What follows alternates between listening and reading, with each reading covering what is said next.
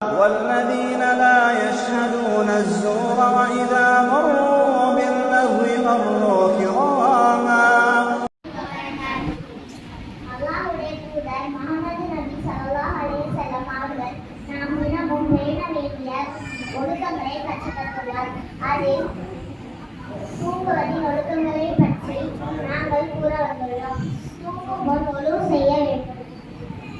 தூங்கும் விரிப்பை பிஸ்மில்லா சொல்லி 3 முறை தட்ட வேண்டும்.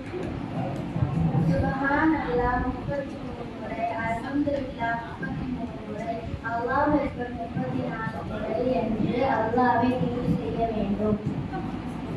சூரத்துல் நாஸ், சூரத்துல் ஃபலக், சூரத்துல் இக்லாஸ் ஓதி கையில் ஊதி உடல் முழுவதும் தடவ வேண்டும். 3 முறை இதே போன்று செய்ய வேண்டும். ஆயத்துல் குர்சி ஓத வேண்டும். சூரத்துல் பக்ரா இறுதி 2 வசனங்களை ஓத வேண்டும். வலதுபுறமாக சாய்ந்து கன்னத்தில் கையை வைத்து அல்லாஹும்ம பிஸ்மிக்க அமுத்து வாஹியா என்று ஓத வேண்டும். கடைசியாக துவா ஓதி பேசாமல் தூங்க வேண்டும்.